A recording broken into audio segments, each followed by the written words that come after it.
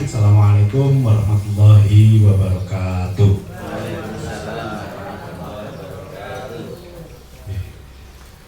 Segala puji bagi Allah yang telah melimpahkan segenap nikmat dan kesempatan kepada kita semua.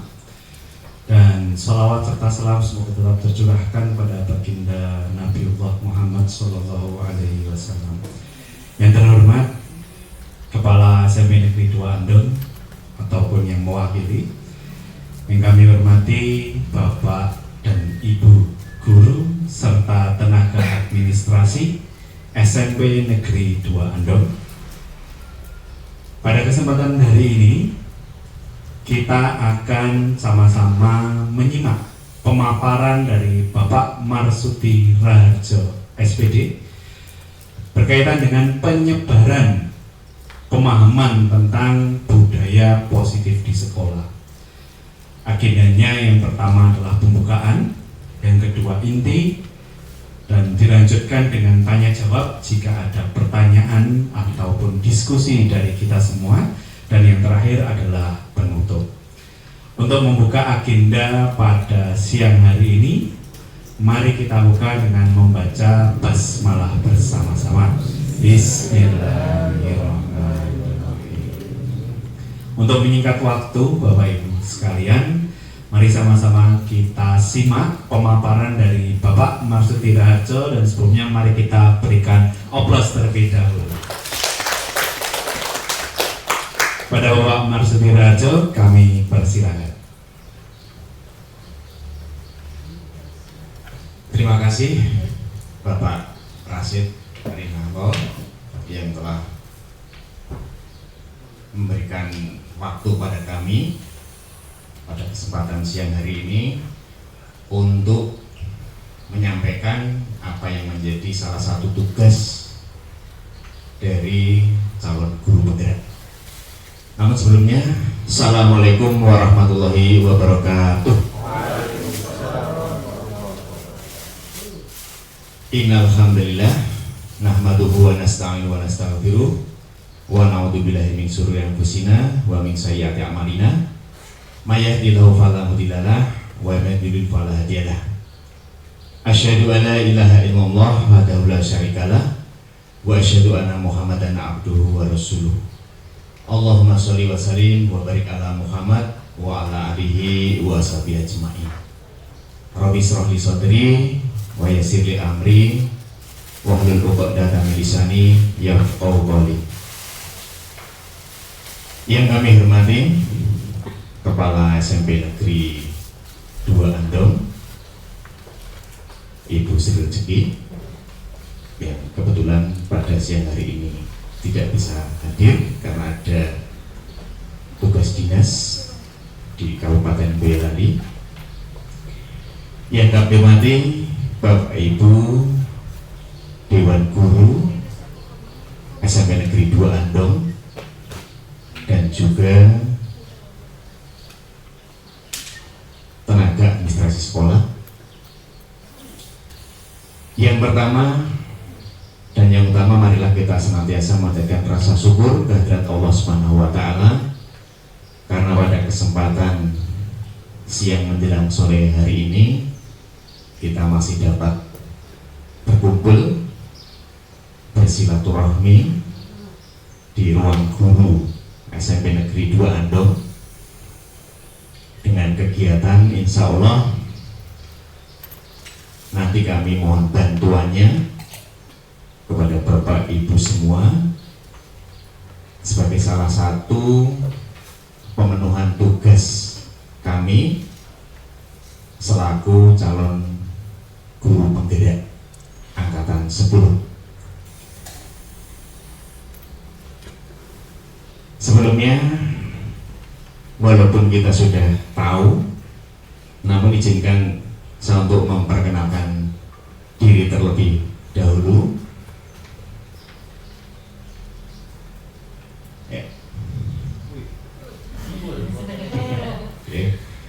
Baik, ini foto terbaru update kemarin saat perayaan ulang tahun Boyolali yang ke-177. Perkenalkan, Nama saya Marsudi Raharjo, calon guru penggerak angkatan 10 dari SMP Negeri 2 Andong, Kabupaten Boyolali.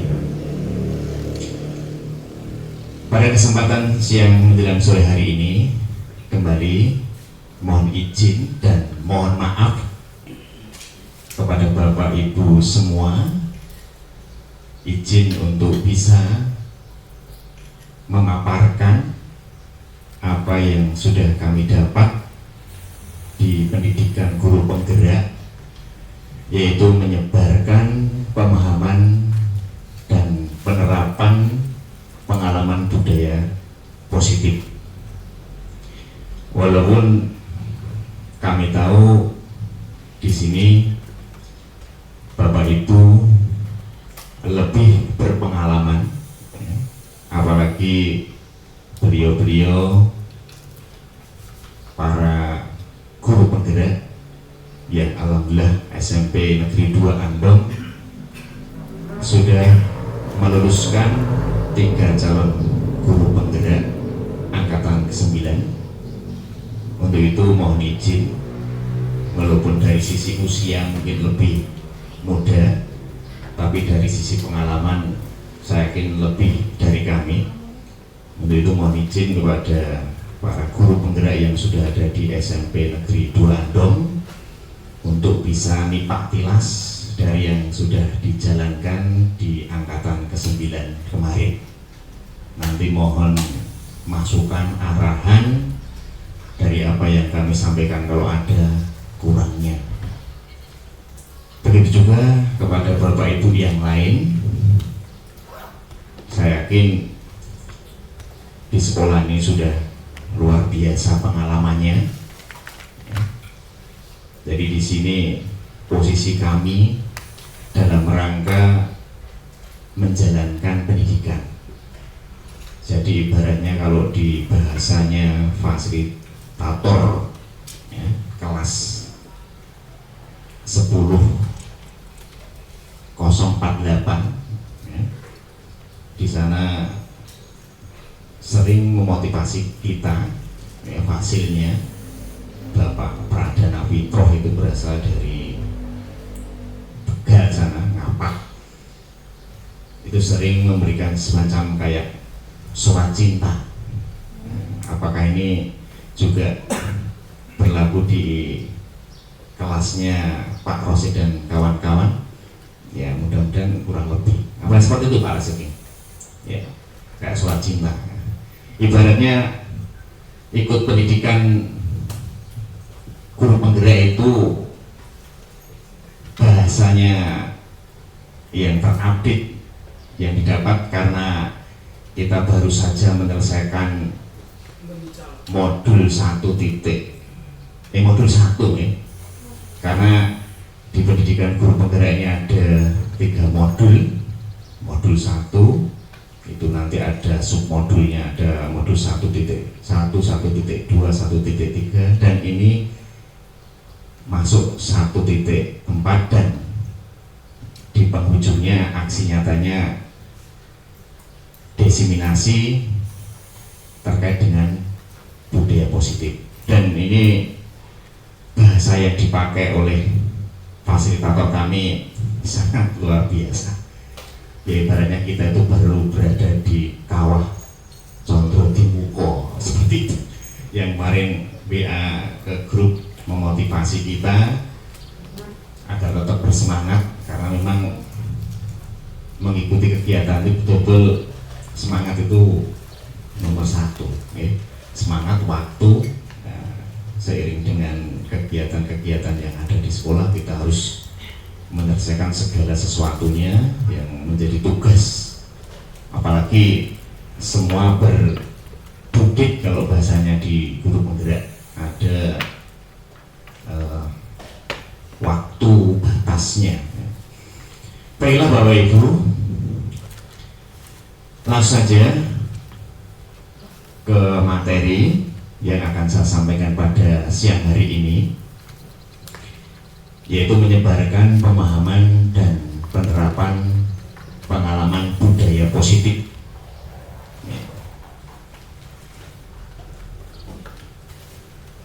Di modul ini nanti ataupun di kesempatan ini, agar bisa berjalan dengan lancar ya, nanti yang akan kami sampaikan adalah konsep inti dari budaya positif, di mana ada kurang lebih 8 konsep inti budaya positif ya. Sebelum saya lanjutkan, saya mohon maaf, mungkin style saya berbeda dengan CGT sebelumnya ya. Jadi mohon ya, seperti ini kami ya, dimaklumi dan dipahami. Kalau ada kurangnya nanti mohon untuk bisa diberikan masukan, khususnya para senior kami. Ngaten nggih Pak Roset ya. Ya senior ya, dalam hal ini senior. Baiklah, untuk yang pertama, konsep intinya adalah perubahan paradigma belajar. Kemudian yang kedua, disiplin positif. Yang ketiga, nilai-nilai kebajikan. Yang keempat, kebutuhan dasar manusia. Yang kelima, motivasi perilaku manusia. Yang keenam, posisi kontrol guru. Yang ketujuh, keyakinan kelas. Dan yang kedelapan, segitiga restitusi ya, keluar lagi gitu. Ya ini merefresh kembali apa yang sudah disampaikan oleh dulu Bapak Rosid, Bapak Surya, Bapak Abdul ya. Ini direfresh kembali. Ini kebetulan juga menjelang tahun ajaran baru ya, nanti harapannya apa yang dulu sudah kita pahami dari Pak Rosid dan kawan-kawan itu bisa kembali menggugah kita, sehingga di semester ataupun di tahun pelajaran yang akan datang ya minimal kita bisa sedikit ataupun banyak mempraktekkan ataupun bisa malah mewujudkan budaya positif yang ada di sekolah. Kalau sudah ada ya kita tambahi budaya-budaya positif yang sudah ada. Baiklah Bapak Ibu, yang pertama ya, perubahan paradigma belajar tadi, dimana di sini perubahan dari paradigma belajar mungkin yang sudah kita alami atau kebanyakan dari kita, mungkin kalau boleh tanya, ini selama ini prosentase kita bertatap muka, prosentase kita berinteraksi dengan anak dalam KBM, kira-kira paradigma yang Bapak Ibu masih pakai atau masih gunakan itu paradigma yang seperti apa nih? Pemikiran ataupun model yang seperti apa? Nah Bapak Ibu, sing sering ataupun yang masih dipakai selama ini di pembelajaran kelas, kira-kira apa Bu? Bu Rina, tahu Bu Rina? Nah Bu Rina yang sering diterapkan di kelas itu, model pembelajarannya seperti apa Bu?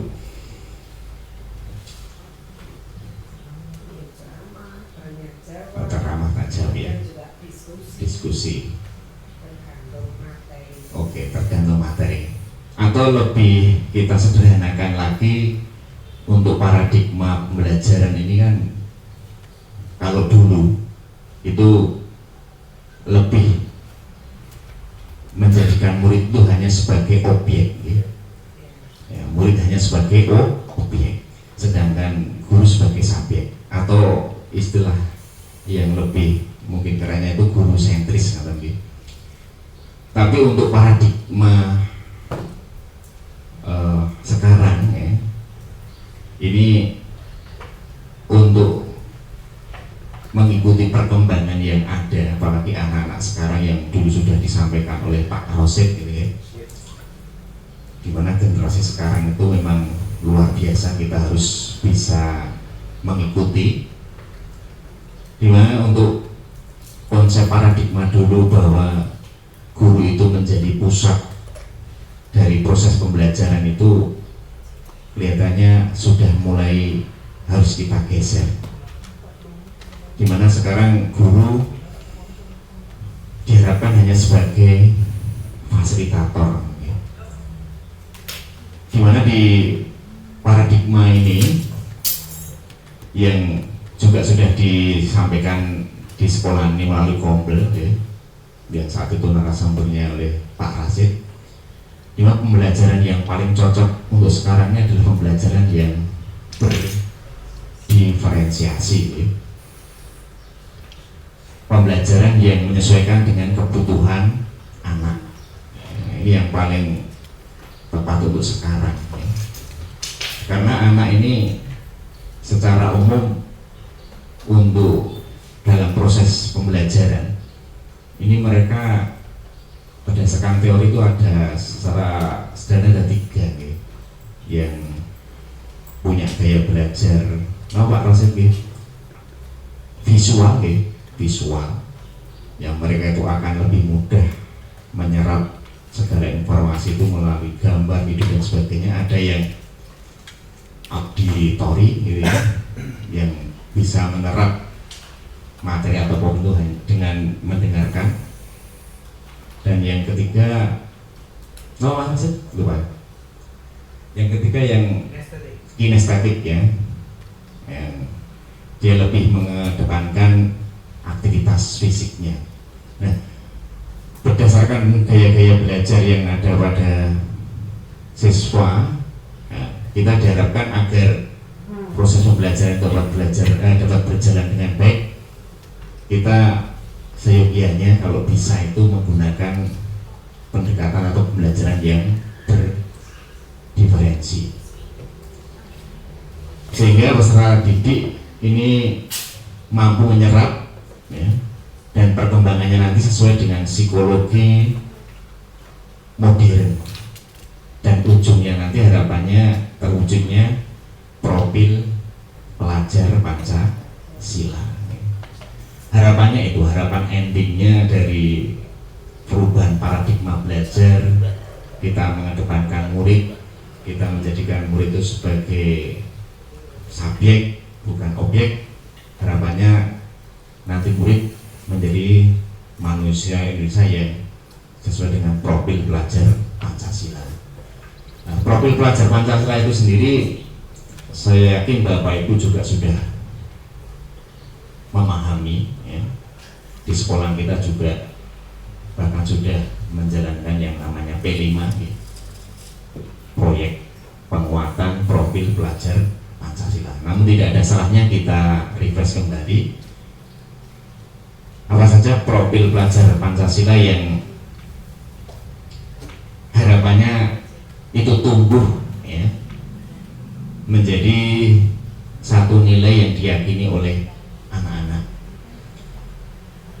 Di antaranya yang pertama adalah beriman dan bertakwa kepada Tuhan yang Maha Esa dan berakhlak mulia.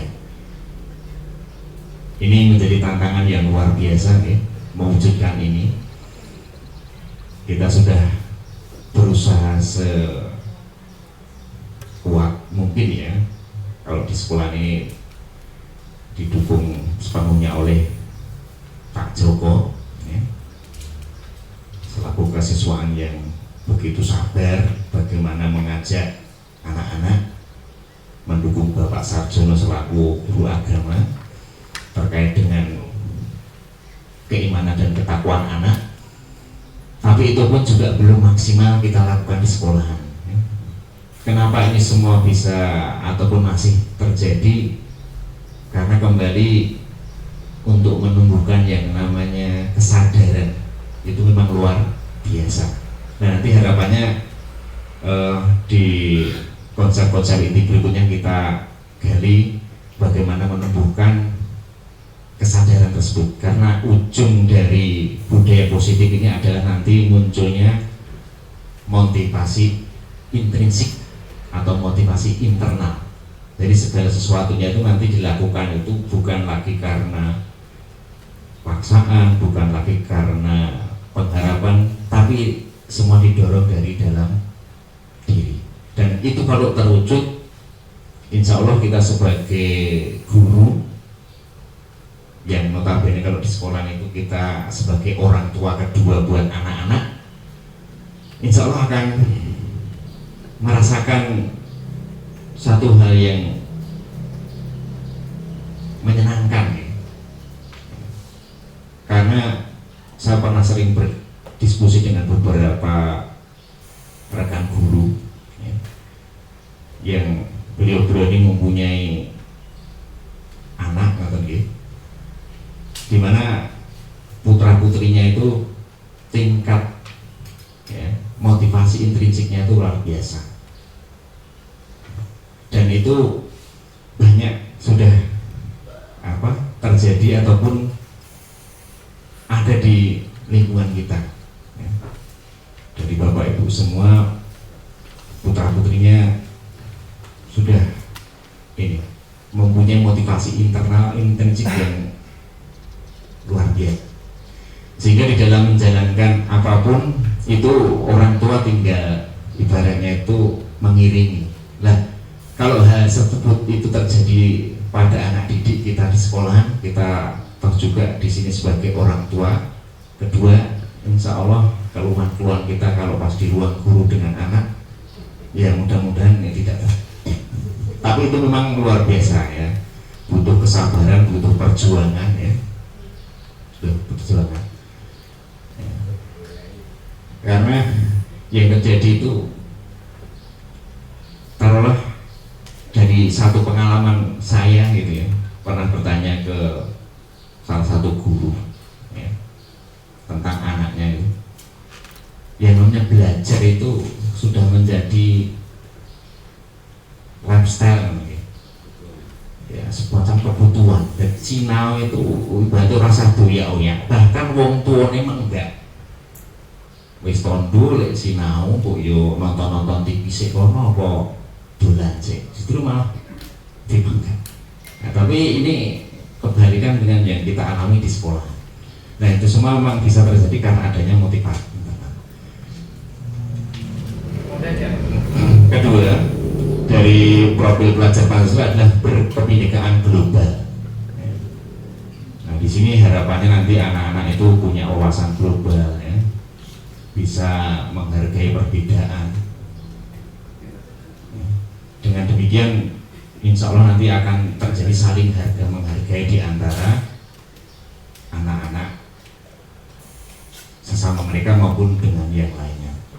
Kemudian profil pelajar Pancasila yang ketiga adalah gotong royong. Nah, ini sesuatu hal yang sekarang ini juga menjadi keprihatinan, karena budaya gotong royong ataupun bahasa lebih kerennya itu kolaborasi ini sekarang ini memang perlu ditumbuh kembangkan lagi ya. Karena kalau kita perhatikan dengan perkembangan teknologi ya, budaya gotong royong itu ya sedikit demi sedikit juga sudah mulai luntur. Dan melalui P5 di sekolah kita juga kita sudah sekarang berusaha bagaimana anak itu bisa tumbuh dalam dirinya itu jiwa bergotong royong. Karena segala sesuatunya kalau dilakukan dengan gotong royong itu akan mudah tercapai. Kemudian yang keempat adalah berpikir kritis. Kemudian yang kelima mandiri, dan yang keenam kreatif. Ini salah satu yang ingin dicapai dari paradigma baru belajar, yaitu tumbuhnya profil pelajar Pancasila.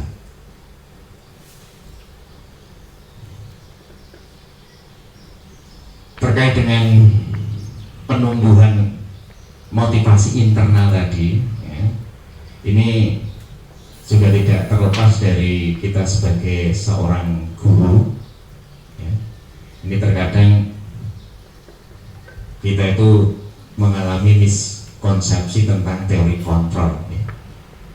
Miskonsepsi tentang teori kontrol ya, perasaan yang ternyata berbeda dengan kenyataan. Dimana yang pertama kita seringkali itu berperasaan bahwa guru itu mampu mengontrol murid.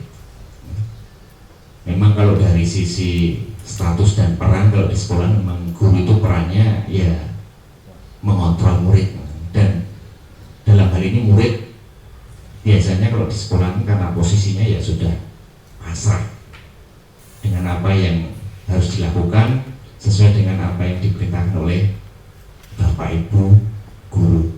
Namun pada kenyataannya mungkin apa yang kita inginkan kemudian dijalankan murid itu kadang tidak sesuai dengan apa yang menjadi keinginan murid, dan ini sering terjadi ya. Kemudian yang kedua, adanya ilusi atau perasaan ya, bahwa semua penguatan positif efektif itu akan bermanfaat ya.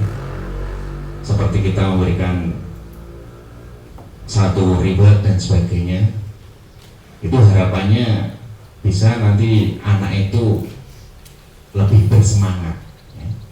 Tapi pada titik tertentu kadang hal itu justru membuat anak itu melakukannya itu tidak orisinil, tidak berdasarkan motivasi internal, karena mengharapkan sesuatu. Kemudian yang ketiga, ilusi bahwa ya, dan membuat rasa bersalah mampu menguatkan karakter.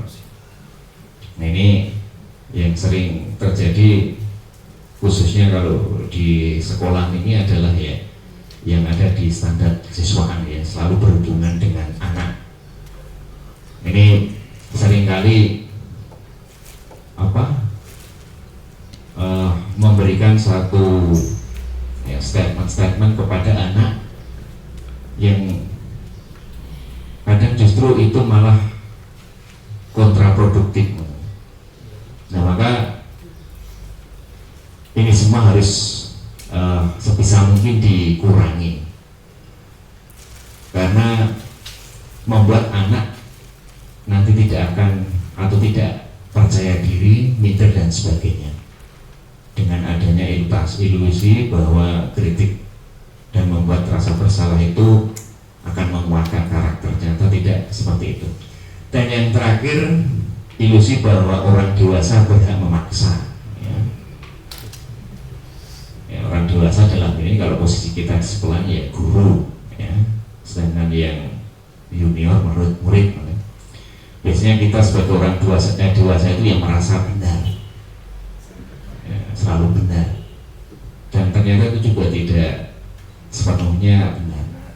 Dan yang paling tepat adalah ya ibaratnya kita mencari, atau kalau bahasanya itu apa, win-win solution atau Pak Jago ya, semua menang dan menang, bukan menang kalah tapi menang ya. Semua bisa terselesaikan dengan baik. Ini konsepsi tentang teori kontrol ada 4. Yang pertama, ilusi bahwa guru mengontrol murid, ilusi bahwa semua penguatan positif efektif dan bermanfaat, ilusi bahwa kritik dan membuat rasa bersalah mampu menguatkan karakter, dan yang terakhir, ilusi bahwa orang dewasa berhak memaksa.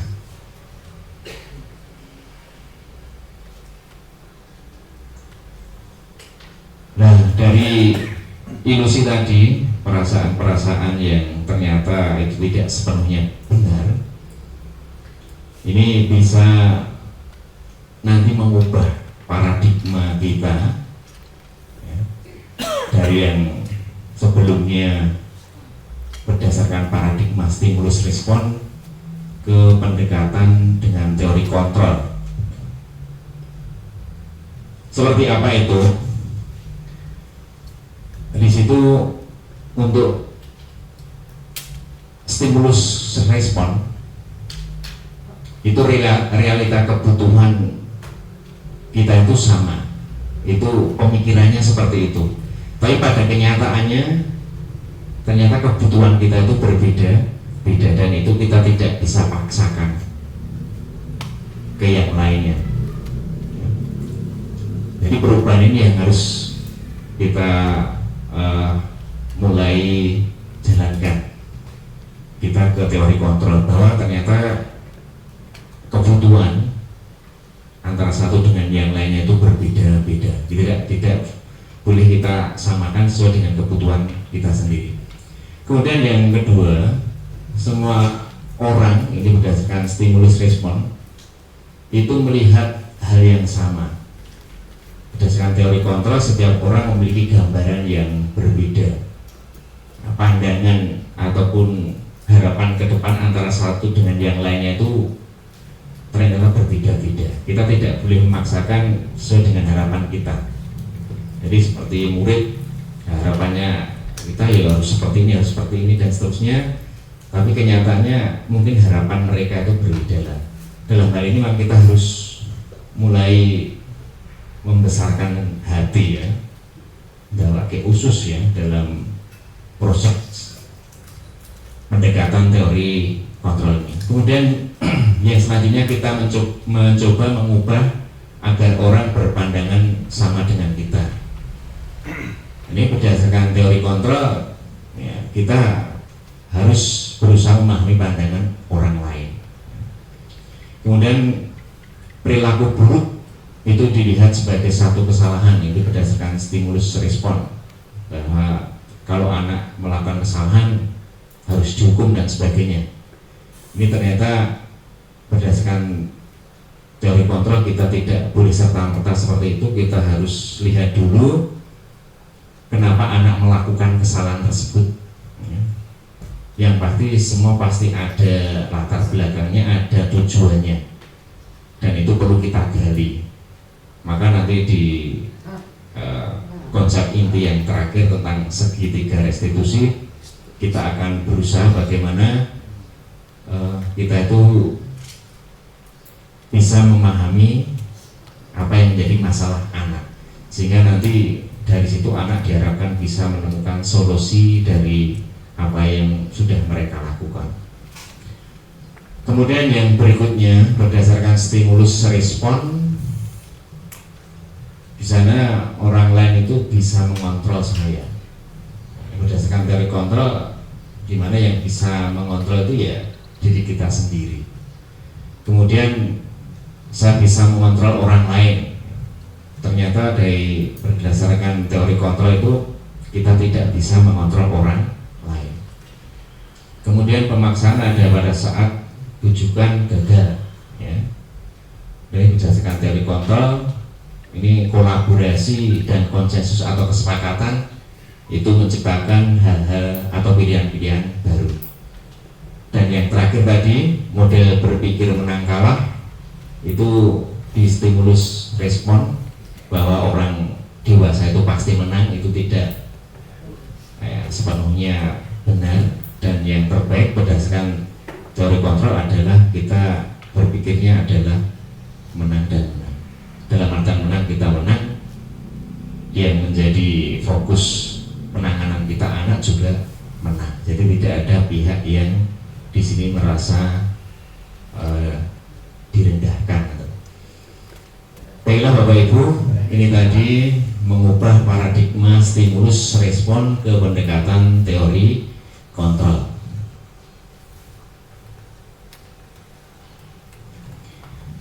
Mungkin sebelum masuk ke disiplin positif, ada yang mau menanggapi dari yang sudah kami sampaikan, pertanyaan ataupun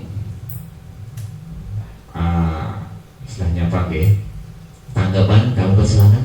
Ada betul? Belum ya? Lanjut ya? Baik, kita lanjutkan disiplin positif.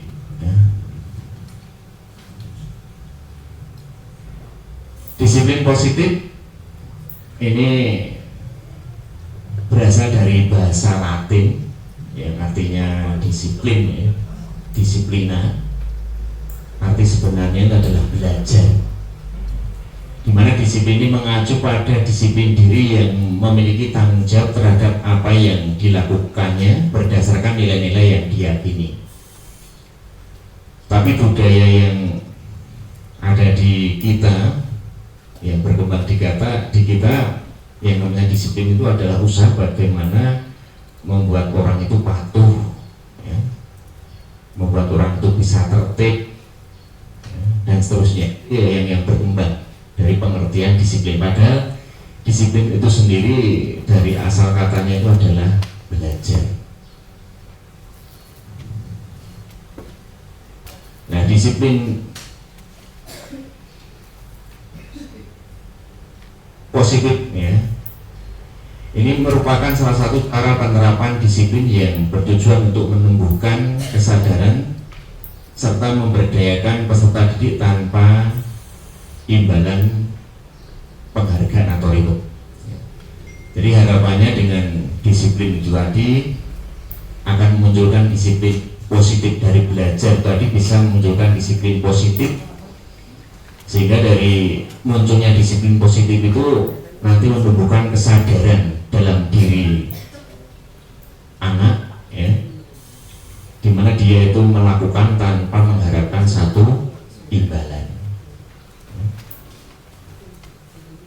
Nah, di sini tugas kita sebagai pendidik adalah mewujudkan, ya, peserta didik yang memiliki disiplin diri sehingga mereka berperilaku mengacu pada nilai-nilai kebajikan yang universal dan memiliki motivasi intrinsik dalam perubahan perilaku ke arah yang lebih baik. Ini tugas kita sebagai pendidik, yaitu mewujudkan peserta didik yang memiliki disiplin diri sehingga berperilaku yang mengacu pada nilai-nilai kebajikan, ya, yang universal dan juga memiliki motivasi intrinsik. Ini ujung dari tujuan kita, ya, menjadikan atau mewujudkan anak itu memiliki disiplin.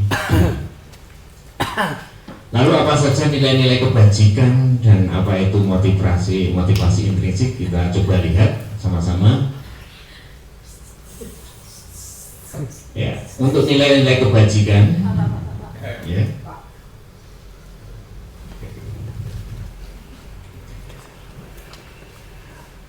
untuk nilai kebajikan adalah nilai yang disepakati bersama terlepas dari suku, bangsa, agama, bahasa maupun latar belakangnya. Jadi nilai itu ada sesuatu yang di masyarakat itu sudah diyakini baik dan harus dilakukan, dimana itu sudah disepakati. Dan dalam kehidupan ini nilai-nilai kebajikan yang muncul ini ada berbagai versi, banyak. Contohnya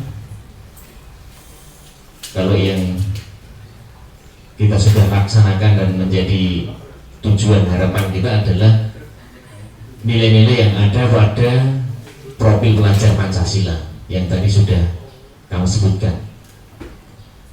Selain nilai-nilai yang ada pada profil pelajar Pancasila, juga ada nilai-nilai kebajikan lainnya lagi berdasarkan Ibu Primary Program. Itu di sana diantaranya ada toleransi, rasa hormat, integritas, mandiri, menghargai, antusias, empati, dan kreativitas. Ini nilai-nilai kebajikan berdasarkan Ibu Primary Program. Kemudian ada lagi juga nilai kebajikan berdasarkan keterampilan hidup atau life skill. Di antaranya ada dapat dipercaya,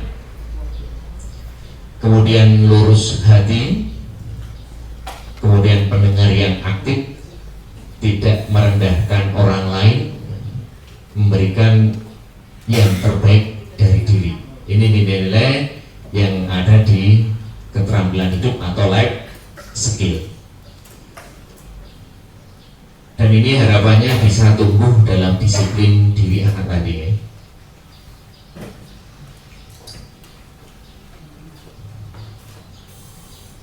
Baik, itu tadi disiplin positif. Kemudian sekarang kita masuk pada kebutuhan dasar manusia. Karena pada hakikatnya orang melakukan sesuatu, baik itu hal yang baik, yang benar atau salah, itu didasarkan pada adanya kebutuhan manusia. Nah, kebutuhan dasar manusia sendiri itu adalah kebutuhan sesuatu yang kita lakukan untuk mendapatkan apa yang kita inginkan. Kebutuhan itu adalah sesuatu yang kita butuhkan, ya, itu kita inginkan dan harus kita penuhi. Ya. Dimana seluruh tindakan yang kita lakukan itu memiliki tujuan tertentu, dan semua usaha terbaik yang kita lakukan adalah dalam rangka agar kebutuhan dasar kita itu bisa terpenuhi. Jadi kita melakukan segala sesuatu, termasuk hari ini kita datang ke sekolah, ya harapannya kebutuhan kita bisa terpenuhi. Lalu apa saja kebutuhan dasar manusia itu? Ada 5 kebutuhan dasar manusia. Yang pertama adalah kebutuhan bertahan hidup. Yang kedua, kebutuhan kasih sayang dan rasa diterima. Yang ketiga, kebutuhan penguasaan. Yang keempat, kebebasan. Dan yang kelima, kesenangan.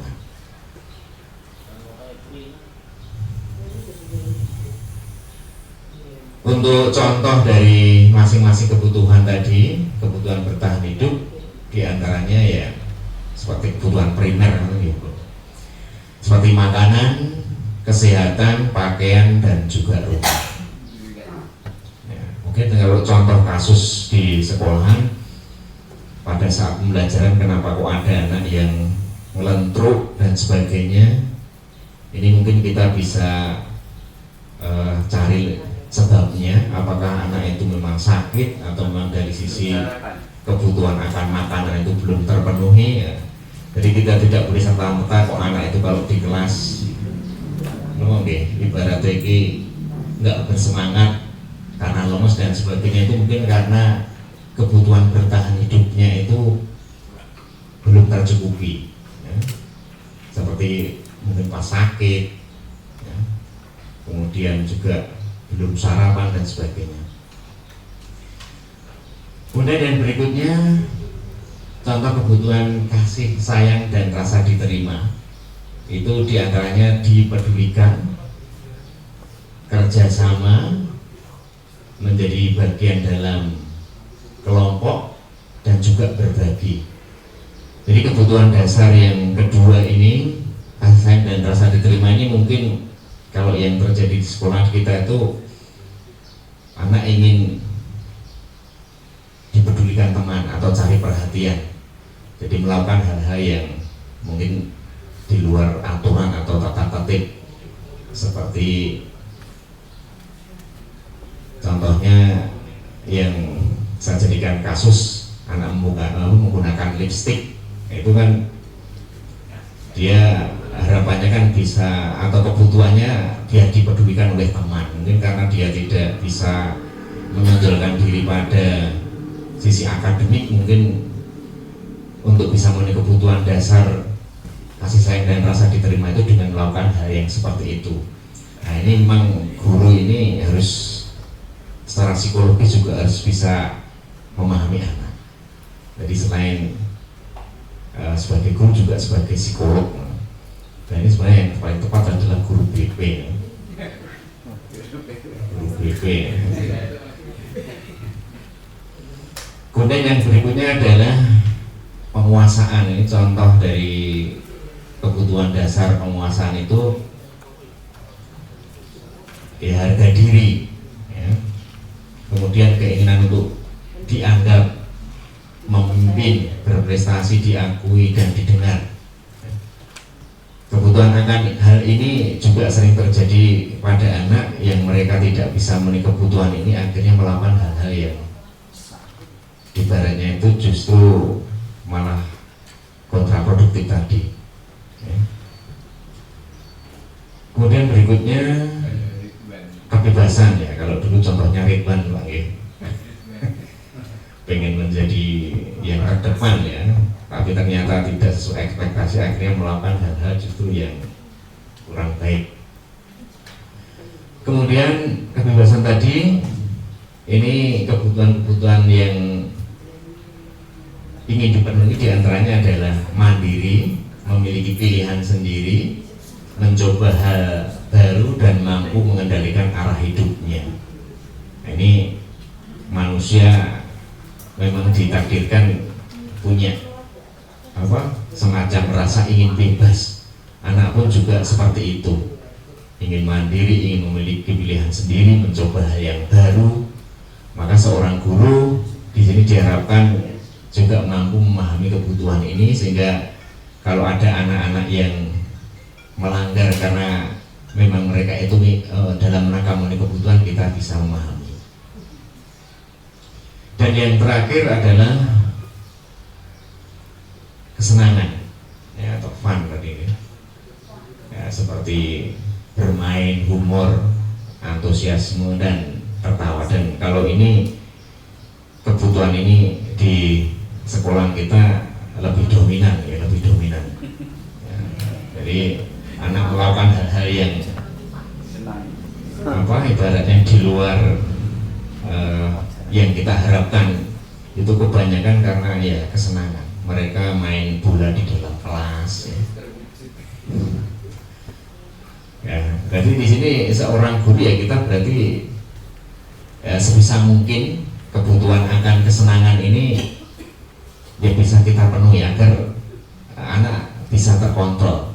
Dan ini juga sudah kita coba lakukan di sekolah ini dengan kemarin oleh oleh Abdul, ya, melalui Kombril itu memberikan materi tentang ice breaking. Nah, ini salah satu bentuk solusi pemenuhan terhadap kebutuhan anak yang berupa kesenangan, ya, berupa kesenangan. Baik, itu tadi 5 contoh kebutuhan dasar, ya, yang dimiliki oleh manusia, dan harapannya semua kebutuhan itu bisa dipenuhi. Dan nanti yang terjadi kalau itu tidak bisa tetap terpenuhi, ya yang ada adalah terjadinya pelanggaran-pelanggaran. Bapak Ibu yang kami hormati, dari apa yang saya sampaikan di muka, perilaku-perilaku manusia ini juga ada, selain kebutuhan tadi ada motivasi, ya. Ada motivasi yang membuat manusia itu melakukan sesuatu. Apa saja motivasi yang dilakukan manusia itu untuk melakukan hal-hal yang mereka inginkan? Ini ada 3. Yang pertama yaitu untuk menghindari ketidaknyamanan atau hukuman. Seperti anak melakukan apa yang menjadi aturan tata tertib sekolah, ini kadang mereka itu motivasinya biar aman, ya, biar terbebas dari hukuman. Ini motivasi yang pertama. Kemudian yang kedua yaitu untuk mendapatkan imbalan atau penghargaan dari orang lain. Ini motivasi yang kedua. Dan ini ternyata juga secara sederhananya sebenarnya bagus, tapi ternyata ujungnya juga memiliki efek yang kurang baik, yang mematikan kreativitas anak, ya. Kemudian bisa bahkan menjadi hukuman buat anak, karena ternyata kalau anak sudah maksimal melakukan sesuatu ternyata tidak mendapatkan imbalan, anak justru akan merasa apa yang dilakukan adalah sia-sia. Nah, ini ternyata juga berujung kurang baik. Dan yang terakhir, motivasi untuk menjadikan orang yang mereka inginkan dan menghargai diri sendiri dengan meyakini nilai yang dipercaya. Dari ketiga motivasi ini kita bisa memilah ada 2 hal. Yang pertama di sana ada motivasi eksternal dan motivasi intrinsik.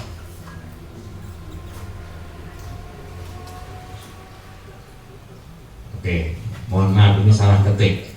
Yang di atas dua motivasi itu adalah motivasi ekstrinsik ya, ekstrinsik atau eksternal.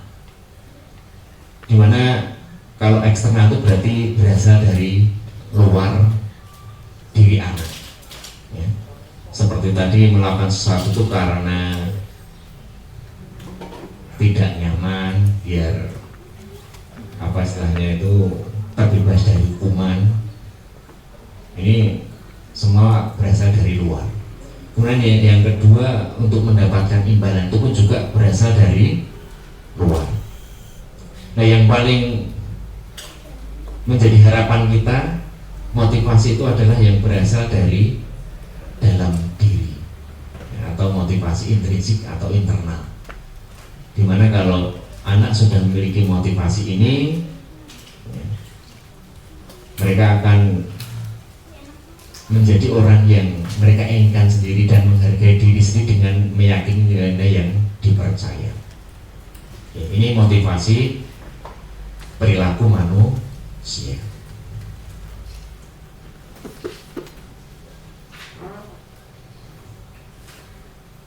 Berikutnya perbedaan hukuman, konsekuensi, dan restitusi.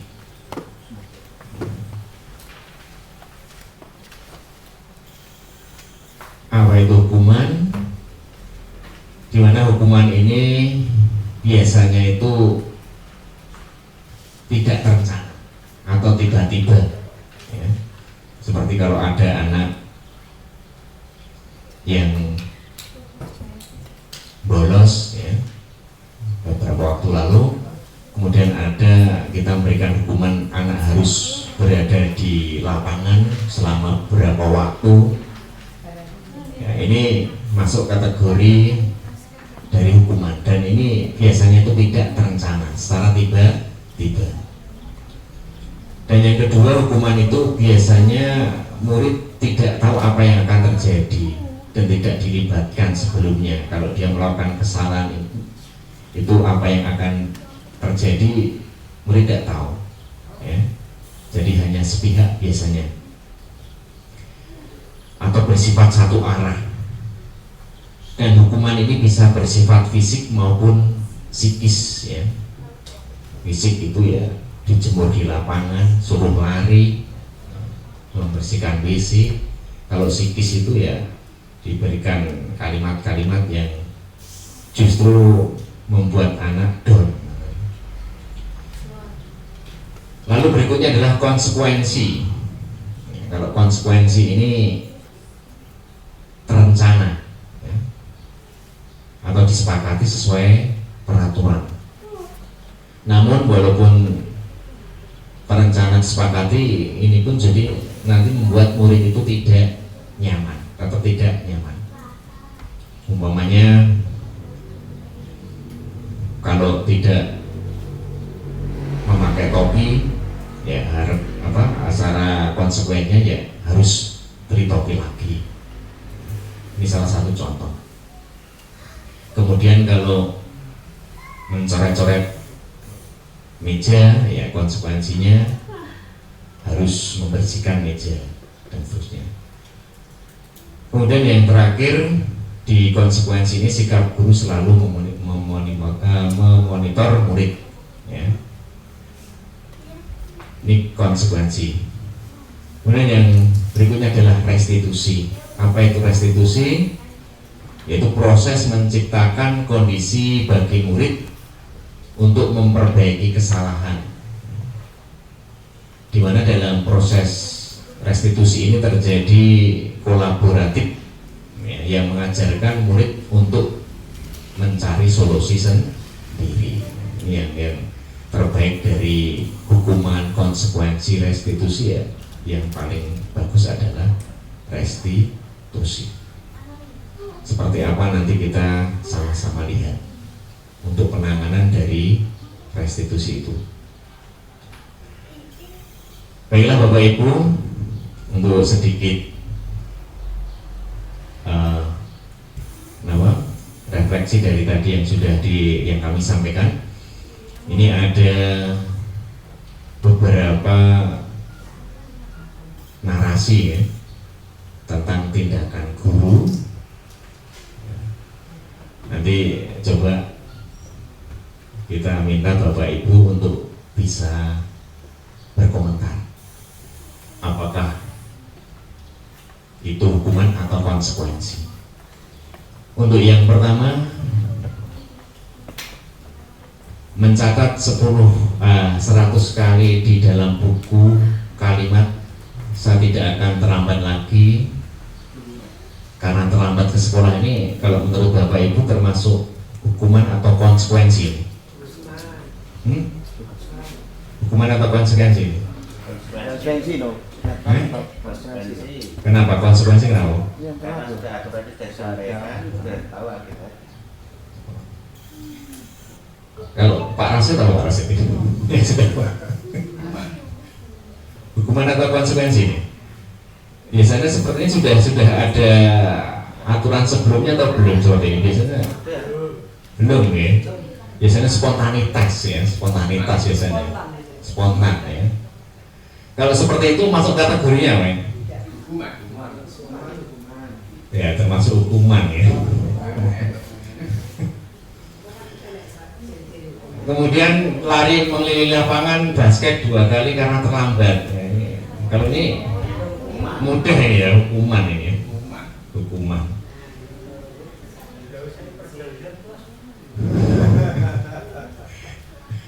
Kalau yang ketiga, membersihkan coretan yang dibuat di meja tulis. Ini apa ini?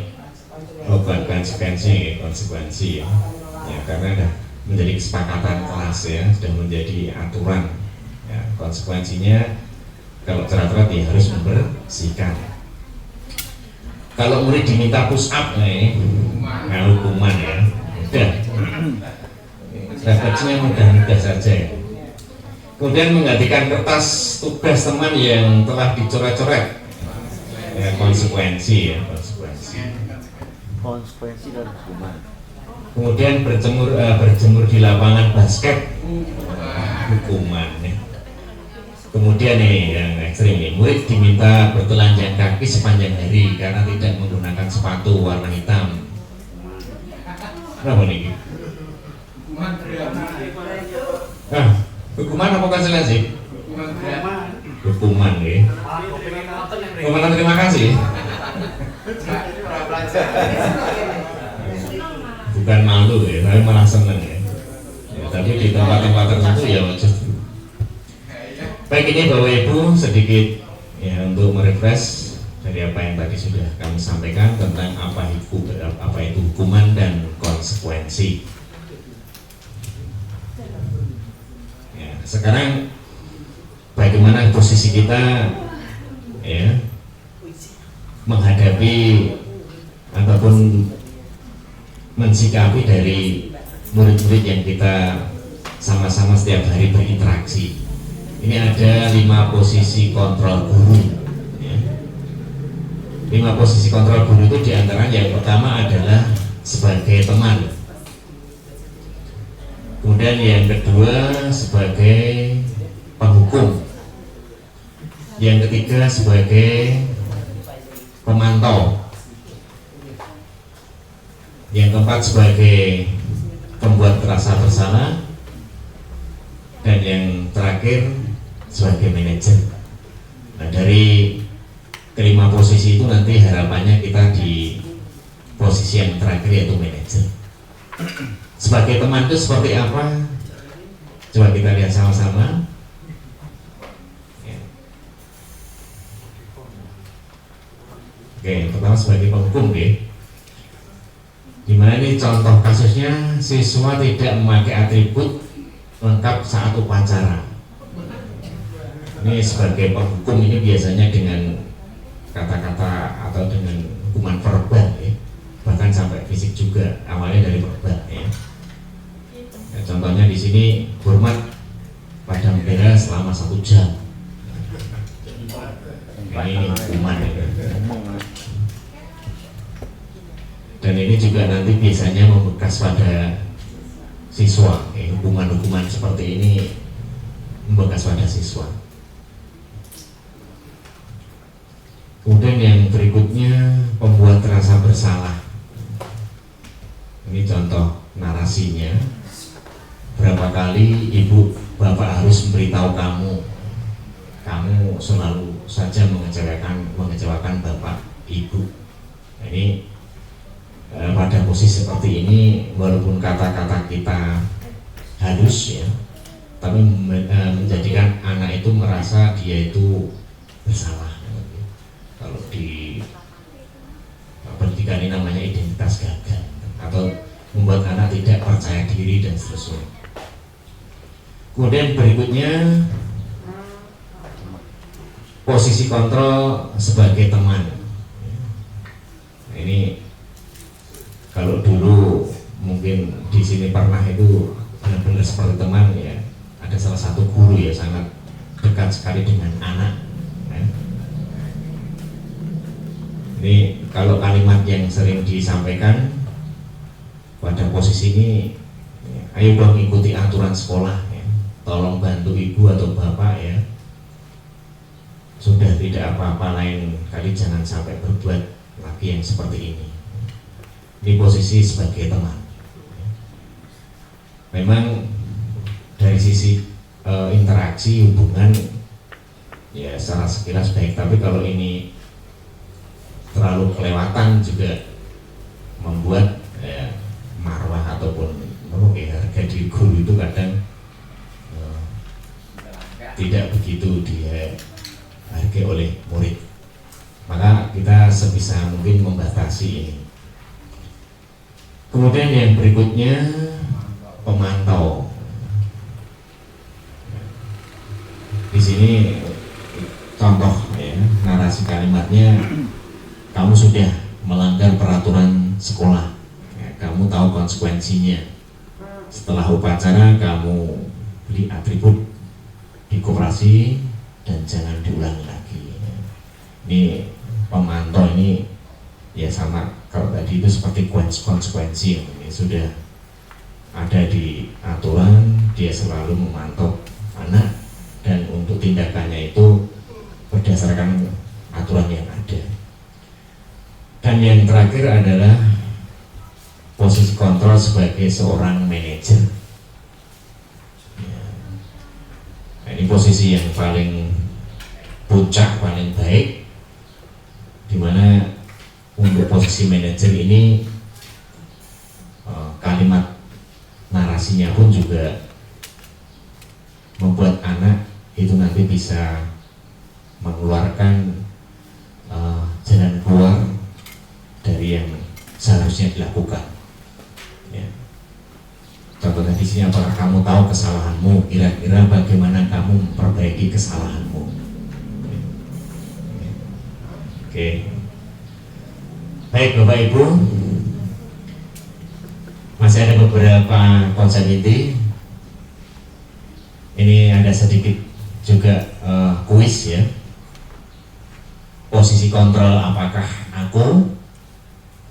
Untuk yang pertama, saya kecewa sekali dengan kamu. Ini kalau menurut Bapak Ibu apa ini? Termasuk penghukum, pembuat rasa bersalah. Kenapa? Oke, membuat rasa bersalah. Kemudian kamu tidak pernah benar melakukannya. Biasanya dengan nada juga yang keras seperti ini. Apa ini, penghukum atau pemantau? Apa? Penghukum ya. Baik.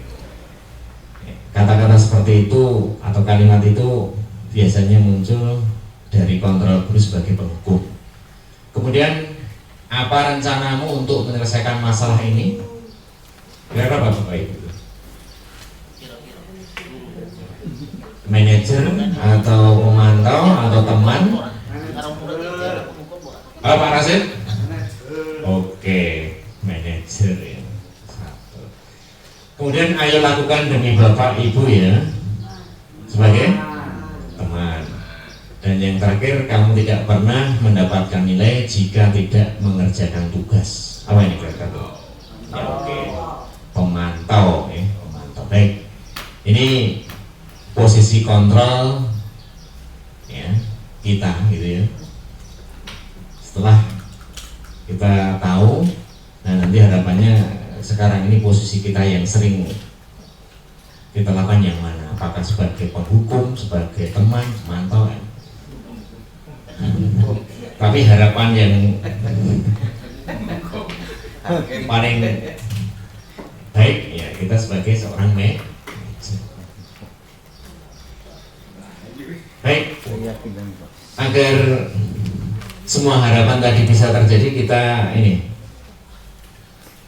sama-sama ya, apalagi ini di awal tahun ajaran baru nanti kita buat keyakinan kelas nanti, atau kesepakatan kelas ya. Nah, pertanyaannya, keyakinan kelas dengan peraturan kelas itu kira-kira sama atau beda Bapak Ibu? Keyakinan kelas dengan peraturan kelas itu kira-kira sama atau beda? Beda. Bedanya apa Pak? Bedanya apa? Kenapa Ki? Nah, keyakinan kelas itu berubah? Kalau keyakinan kelas itu melewati sebuah musyawarah dari seluruh siswa yang dipandu oleh guru, mungkin wali kelas, untuk membuat satu kesepakatan. Oke. Kalau peraturan kelas? Kalau peraturan itu bisa juga dibuat oleh wali kelas untuk menciptakan kelasnya menjadi seperti yang diharapkan. Oke, baik. Coba kita lihat untuk perbedaan dari keduanya tadi itu.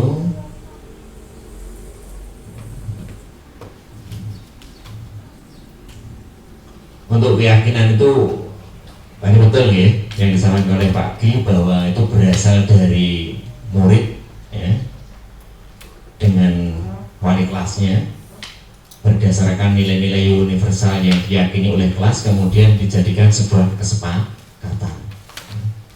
Dan ini muncul dari dalam diri individu di kelas tersebut ya. Maka menjadi sebuah kesepakatan kelas. Sedangkan kalau peraturan kelas ini berasal dari luar, atau motivasinya nanti anak melakukan itu ya karena eksternal, dan pembuatnya ini biasanya sekolah ya. Ada peraturan kelas atau tata tertib kelas, jadi bukan pure murni berasal dari siswa. Maka itu tadi perbedaan antara keyakinan kelas dengan peraturan kelas. Jadi kalau keyakinan kelas itu benar-benar nilai yang diyakini oleh anak-anak yang ada di kelas, siswa yang ada di kelas, dan itu menjadi kesepakatan. Sedangkan peraturan ini berasal dari sekolah berupa tata tertib. Untuk keyakinan kelas ini, pembentukannya ini agar mudah kita di dalam nanti di kelas dengan siswa kita, karena juga sebagian besar wali kelas. Ini untuk keyakinan kelas ini yang pertama bersifat abstrak ya. Kemudian berupa pernyataan yang universal ya. Kemudian dibuat dalam pernyataan positif, tidak negatif, seperti tidak muncul kata-kata dilarang, tidak boleh, dan sebagainya. Kemudian sedikit saja agar mudah diingat, sesuai dengan kondisi kelas dan sekolah sehingga mudah diterapkan. Dan yang terakhir, semua warga sekolah kelas dilibatkan saat membuat keyakinan kelas. Nah, yang terakhir di sini dari konsep inti budaya positif adalah segitiga restitusi. Apa itu segitiga restitusi? Adalah suatu proses dialog yang dijalankan oleh guru agar dapat menghasilkan murid yang mandiri dan bertanggung jawab. Gimana untuk pendekatan yang dilakukan, atau bagaimana cara untuk menerapkan segitiga restitusi. Ini yang pertama, nanti kita melakukan menstabilkan identitas. Kemudian setelah menstabilkan identitas, kita validasi tindakan dari anak itu sendiri, kenapa. Dan yang terakhir adalah menanyakan keyakinan kelas. Ini contoh-contoh menstabilkan identitas. Itu berdasarkan prinsip bahwa membuat kesalahan adalah bagian dari proses pembelajaran. Ini narasinya, berbuat salah itu wajar, tidak ada manusia yang sempurna. Bapak Ibu juga pernah melakukan itu. Ibu Bapak tidak mau mencari siapa yang salah, tapi ingin mencari solusi dari permasalahan ini. Dan yang terakhir di situ, kamu berhak merasa begitu. Kemudian validasi tindakan yang salah berdasarkan prinsip semua perilaku berupaya memenuhi kebutuhan tertentu. Ya. Contoh narasinya, kamu pasti punya alasan mengapa melakukan tindakan seperti itu. Kemudian padahal kamu bisa melakukan yang lebih buruk dari ini. Kamu patut bangga karena telah melindungi sesuatu yang penting buatmu. Kamu melakukannya karena mempertahankan sesuatu yang penting bagimu. Dan yang terakhir yaitu menanyakan keyakinan kelas. Di sini berdasarkan prinsip teori kontrol bahwa pada dasarnya kita termotivasi secara intrinsik. Dimana di sana apa ada keyakinan kelas kita, nilai-nilai apa yang disepakati bersama, seperti apa gambaran kelas yang ideal menurut kamu ingin menjadi seorang seperti apa. Nah, ini segitiga restitusi yang bisa kita nanti terapkan dalam menghadapi permasalahan pada anak. Dan ini merupakan satu pendekatan yang terbaik sesuai dengan teori kontrol yang kelima tadi, kita memposisikan sebagai seorang manajer. Bapak Ibu, ini mohon izin kami berikan satu ilustrasi penanganan segitiga restitusi yang mengambil dari salah satu kasus yang ada di sekolah. Kurang lebihnya seperti yang ada di video ini. Laporan dari salah satu ibu, kalau insani dengan teman itu sangat ada pembinaan ekstrakurikuler yang diambil oleh ibu Nani. Insani tidak memperhatikan bahkan beliau sendiri, betul atau tidak? Oh ya, tanda saya. Beliau tidak memperhatikan saat ada pembelajaran seperti itu. Salah atau betul? Salah. Untuk yang namanya usaha tapi kalau kita sudah tahu usaha, ya di kedepannya kita berusaha menjaga. Saya selalu sebenarnya cepat ya. Selanjutnya menurut insani ataupun berdasarkan apa tadi yang insani lakukan itu kan saya kira semua pasti ada alasannya. Ya, pasti ada alasan yang mungkin insani melakukan seperti itu. Apa saja? Berupa alasannya apa insani saat ada pembelajaran tidak dikatakan dia sendiri bro apa insani? Pengajarannya bosan, Pak. Seneng lah.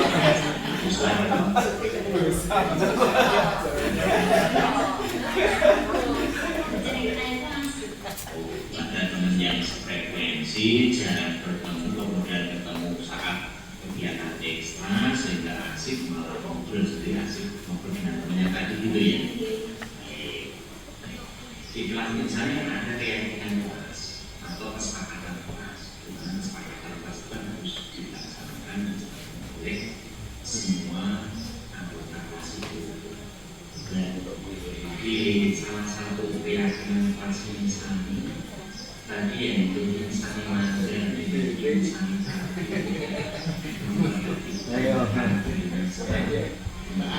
insani Sejak itu ya. Jajannya lho Bu. Ya kita pasti kita harus berarti saling menghubungkan karena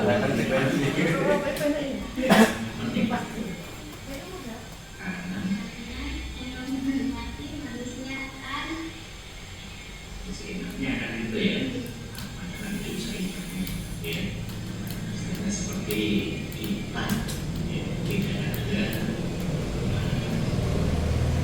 sopan santun dan sebagainya hidup semaunya sendiri kan gitu ya kalau kita tidak saling menghormati jadi intinya bahwa saling menghormati itu penting buat kita gitu. Buat kita baik itu nanti di sekolah maupun di lingkungan yang lainnya.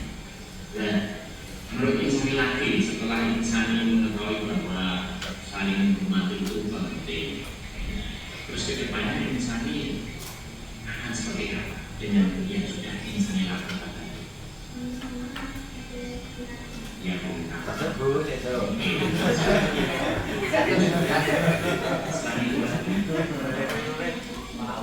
Kasih maaf ya.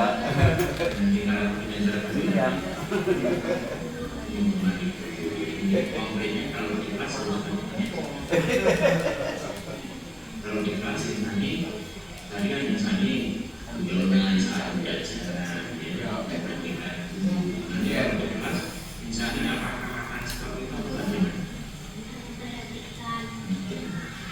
Dengan harapan kalau nanti kita memperhatikan Insani dia bisa memahami apa yang sampaikan ke Insani sudah bisa menyimpulkan sendiri ada yang harus kita lakukan Insani harus bisa saling mengerti apalagi kepada Pak Ibu sini ya. Assalamualaikum warahmatullahi wabarakatuh. Nama saya Sanina Nipa Putri dari kelas 8C. Saya sangat senang sekali berdiskusi dengan Pak Rasul karena saya mendapatkan solusi dari permasalahan saya. Saya akan menghormati guru saat guru mengajar. Saya tidak akan mengulanginya lagi. Coba 8D. Ya, itu tadi Bapak Ibu salah satu ilustrasi yang saya lakukan bersama salah satu anak didik kita. Mohon maaf Bung Agni, saya meminta Insani untuk bisa memberikan penjelasan ke kami, ya, karena ini saya dulu pernah dengar, maka kemudian saya minta Insani sebagai salah satu model bagaimana penerapan segitiga restitusi dalam penanganan kasus di sekolah. Ya, selanjutnya di sini dari apa yang sudah kita bicarakan tadi, harapan terbesar adalah terwujudnya budaya positif di sekolah, di mana budaya positif di sekolah itu muncul benar-benar dari dalam diri warga sekolah, ya. Motivasi berasal dari dalam diri atau motivasi intrinsik. Insya Allah kalau itu terjadi, kita sebagai guru insya Allah juga akan lebih nyaman di dalam berinteraksi dengan murid, dan harapan kita bersama dengan murid juga akan bisa tercapai. Ya, sebagai penutup, dalam penerapan program disiplin positif, ya, hendaknya guru memiliki standar kepribadian, profesional, dan sosial yang baik, di mana guru mampu merefleksi dirinya dalam posisi kontrol saat ini, bagaimana perjalanan dirinya sebagai among, ya, atau manajer yang menuntun murid-muridnya menjadi insan yang mandiri, merdeka, dan bertanggung jawab. Ini harapan kita semua, di mana murid bisa melakukan segala sesuatunya itu berdasarkan kesadaran diri. Itu saja Bapak Ibu dari kami dalam kegiatan siang hari ini yang bisa saya sampaikan tentang penyebaran budaya pemahaman budaya positif di sekolah ini, saya yakin banyak kurangnya. Semoga ini menjadi pembelajaran buat kami agar kedepannya bisa lebih baik lagi.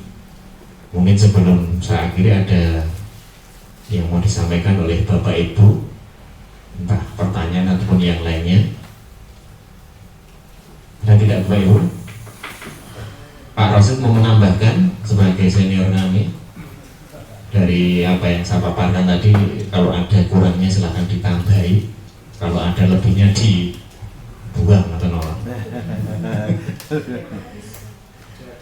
Sudah? Boleh lagi Bapak Ibu, ya? Terima kasih sekali, sudah hampir 1,5 kurang lebih 1,5 jam ya lebih membantu kami memenuhi tugas dalam pendidikan guru penggerak ini.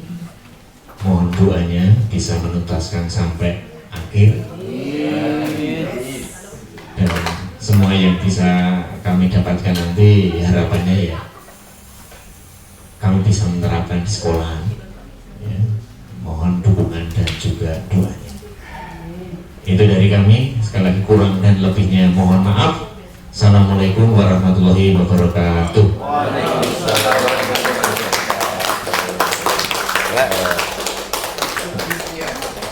Pesan saya satu Pak Mar. Besok kalau jadi kepala sekolah ya. Jangan lupa.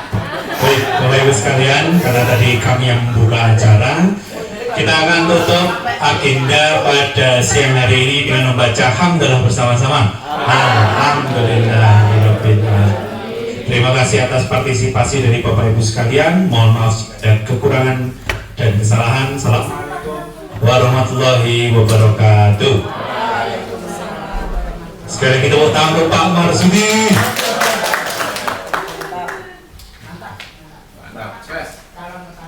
Ya.